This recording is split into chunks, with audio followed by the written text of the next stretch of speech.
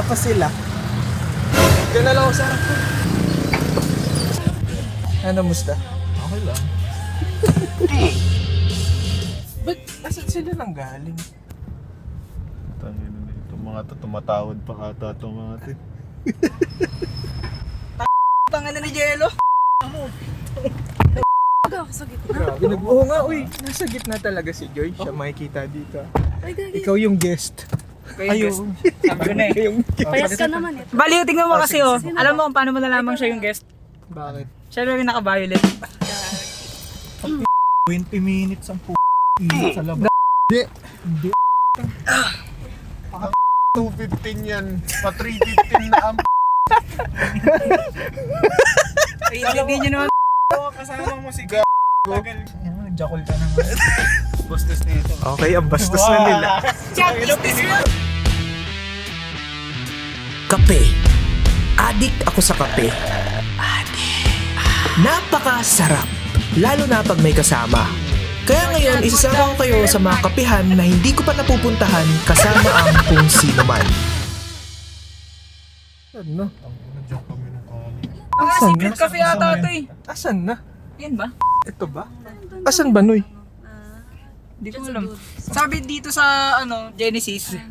Genesis. Ito, payapa oh. Ayun pala, pukin ng ina niyan eh. Ay, gagi, nakatago. Dapat wala magagalit kasi payapa lang tayo dyan. Bro, magagata sisigaw. Oo nga, Tangin ang wag. init! Ayun. Sorry. Oh.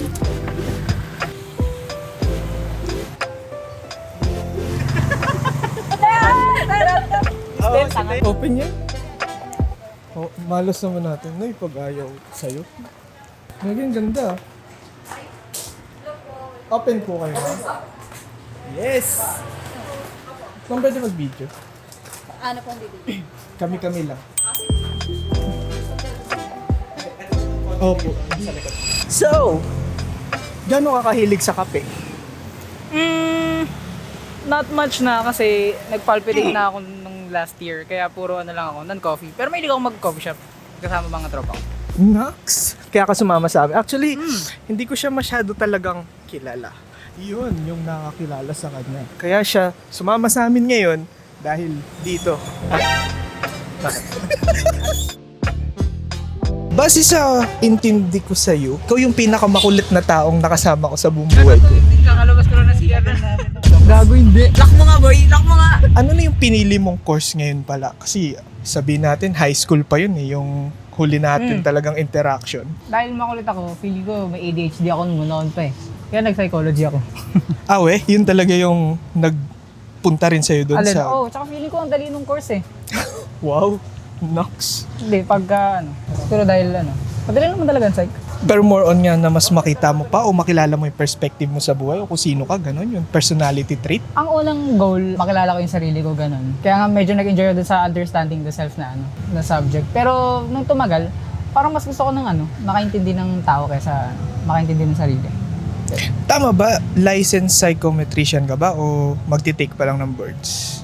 May balak mag-take, pero ngayon sa muna, Graduate pa lang. graduate, tapos mag-take ako ngayon ng CHRE, Certification ng Human Resource Associate. Kasi nag-work agad ako tapos kung mag-graduate, edi wala na akong time mag-board, saka mag-pursue ng career. Muna ako, nag-practicality muna ako. Anong masasabi ng psych sa kape? Mostly sinasabi nila siguro pampagising ng sarili, tapos pampatalas ng ideas, siguro So Parang meron just talaga siyang ideas. effect sa productivity ng tao? Kasi Hindi siya placebo effect. Caffeine. Oo. Caffeine siya, Ayos. drug yung caffeine. Sige, tara, order muna tayo kape.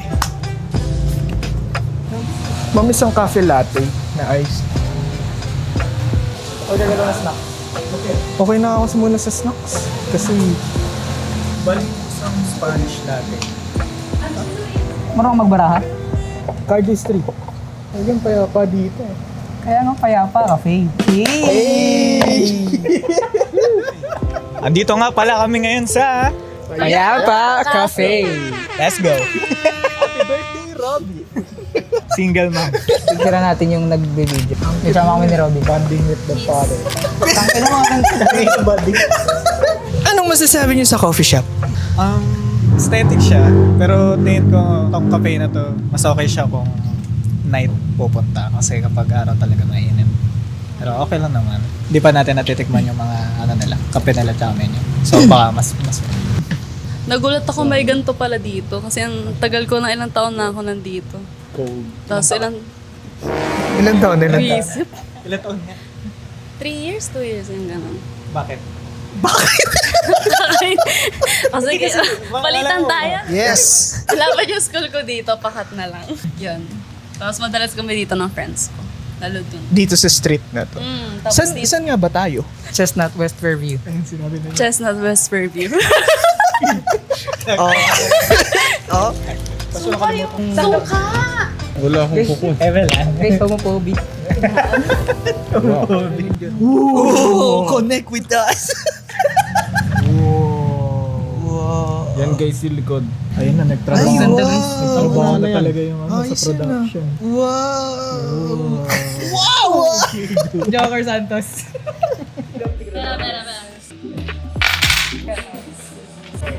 Kanila natin ko. Bawal po sa Spanish po yan. Hazelnut. Asan yung Oreo, ate? Asan yung Oreo? Lumay ka. Oreo frap. Sarap. Hindi mo siya masyadong matamis. Kaya okay sa akin. Hindi masyadong mahilig sa matamis eh.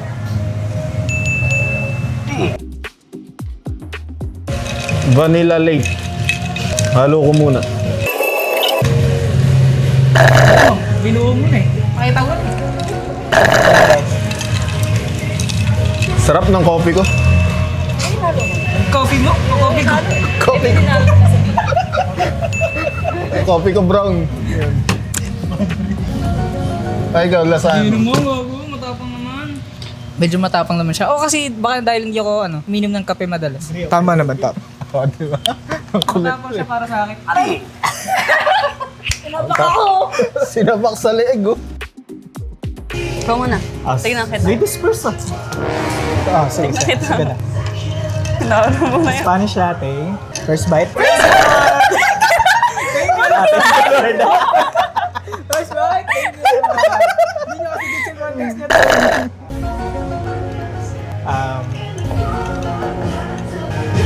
Yung taste Nasang niya. Italian. Kung coffee ko yung kay Robin, sa Nescafe. Hey. Ano yung Spanish? Spanish yun.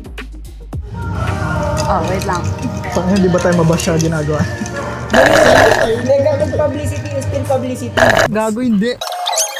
Ayun. Ano ito? Blow mo Hazelnut. yung ilan. Buga mo yung ilan. Babo yung puta! Di! Para maano yung ano. Wala nga lang. Hindi ginawa ko yun. Wait. First bite nga! First bite. Sarap. Ano? Para magiging honest ka ba? Nasang coffee ko na may Nutella. Ayun. Base sa mga pinagsasasabi nila, nakakaba na. Pero yung in-order ko pa rin ay cafe latte. Sama ng mga to. Lahat coffee ko eh.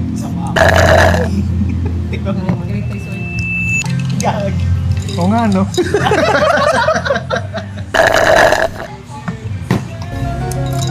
Gagi para nga siyang 3-in-1 na hinalo lang dito sa kung ano man tong hindi ko rin maintindihan eh. Kasi malalasahan mo yung tamis, hindi mo malalasahan masyado yung kape. Malalasahan mo yung syrup, kung syrup man yun o yun yung mga nilalagay na kung ano mang klaseng sugar na pampatamis. Pero hindi siya yung cafe latte na typical na cafe latte na matitikman nyo sa mga sabihin natin mga ice na kape. Pero pwede na siya. I mean, kung gusto nyo na matamis na kape. Cheers!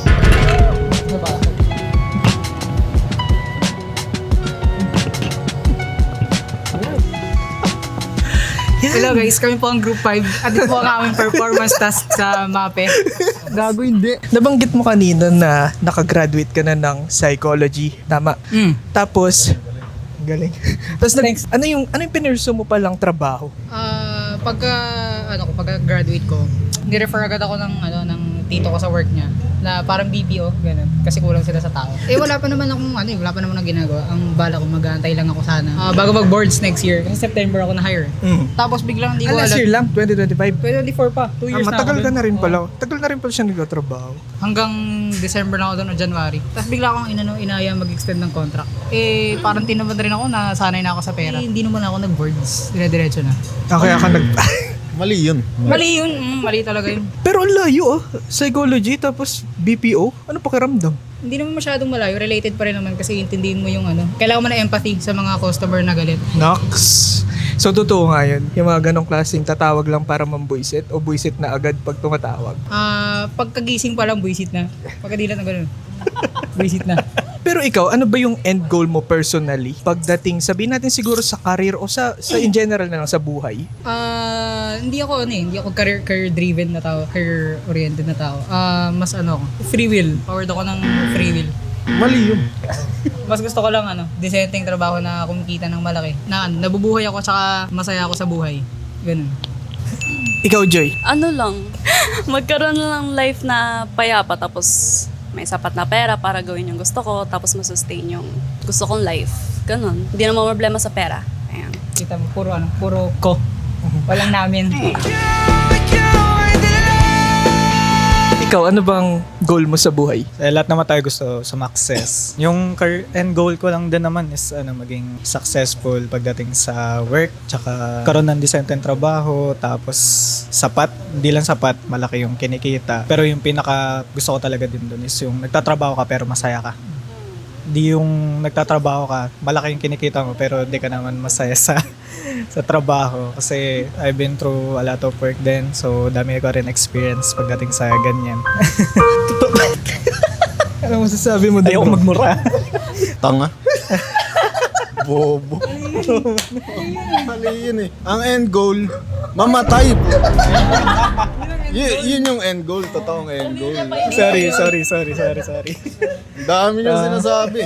Narinig mo naman yung mga pinagsasabi nila, di ba? Bilang isang psychology student, ano yung pinaka-tumatak sa'yo sa bawat komento nila sa end goal sa buhay?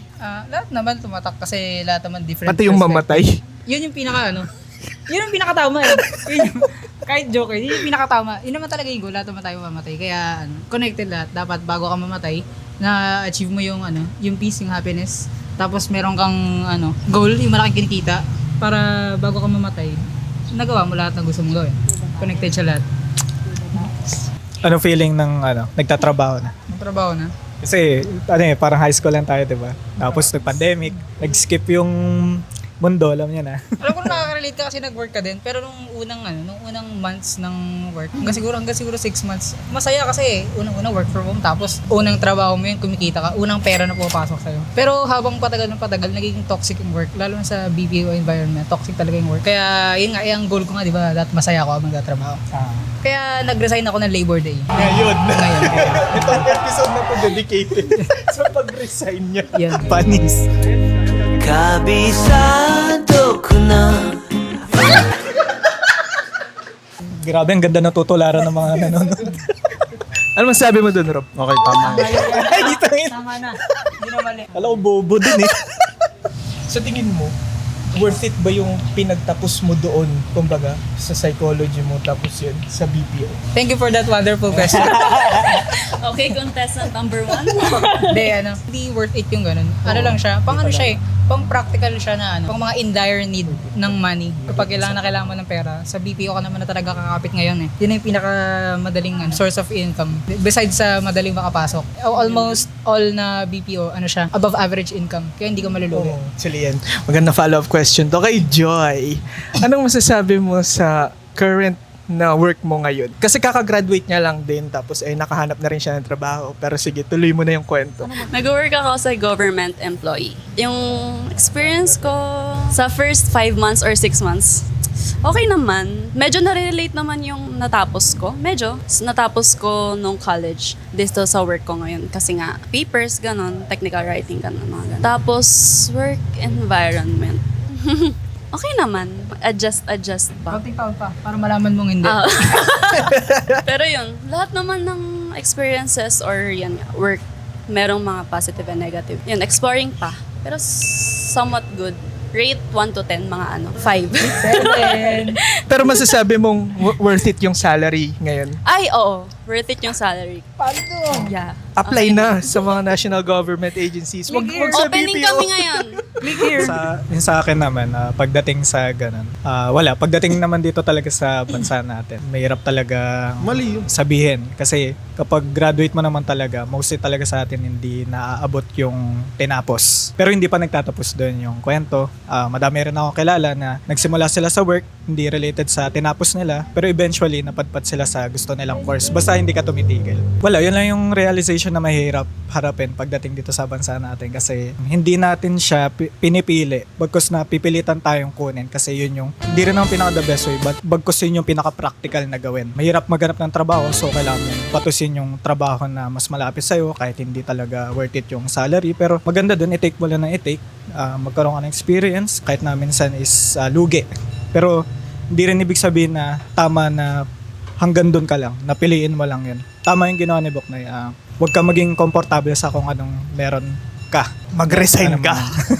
Mag-resign ka, magpasa ka sa Lalim. Kulang ng go. maging ka lang, optimistic about doon kasi eventually mapupunta ka doon sa gusto mong trabaho. Grabe. Ano man sabi mo, Rob? In short, magtrabaho ka. Yun lang. Ang daming sinabi. Magtrabaho ka lang. Yun. Tangina, ayoko na magsalita. Yun lang. Bilang ikaw, anong masasabi mo sa mga taong nahihirapang maghanap ng trabaho bilang sa experience mo sa paghanap ng trabaho? Skill issue. Ikaw, Ano lang, go lang ng go. I mean, sa paghanap naman ng trabaho, meron talagang para sa'yo, merong hindi para sa'yo. Pag hindi ka natanggap, syempre, hindi yan para sa'yo. Hindi ka nga natanggap eh. Pag di mo natanggap, tanggapin mo. Tama, pag di ka natanggap, tanggapin mo, hindi ka natanggap, di ba? Pag hindi ka natanggap, kasalanan ng gobyerno yan. Kulong na yan. Mga kurakot. activista Presyo ng bilihin, ibaba, sawat itaas. Ikaw, Be patient. Maging pasyente. Pag hindi nakahanap ng trabaho, maging pasyente na lang. Alam ka ng itong kotse ni Robin. Tapat ka sa harap niyan. Manihan. Yan. Sali ka sa manihan. Tapos, kunyari, nakakuha ka ng 100, scatter mo. Pag nanalo ka paldo, pag hindi, 100 lang naman yun, di ba? Hindi, joke lang. Just bingo flash my location, sir. I-bingo plus. Kasalanan talaga ng gobyerno yan kung bakit wala masyadong job, kung bakit wala masyadong job opportunity. Protesta ka na rin ba?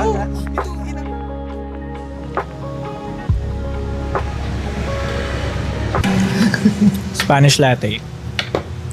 2. Hazelnut latte, 3.5.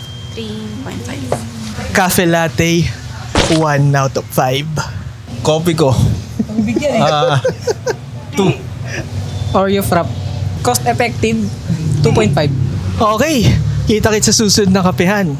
Cheers! Paalam!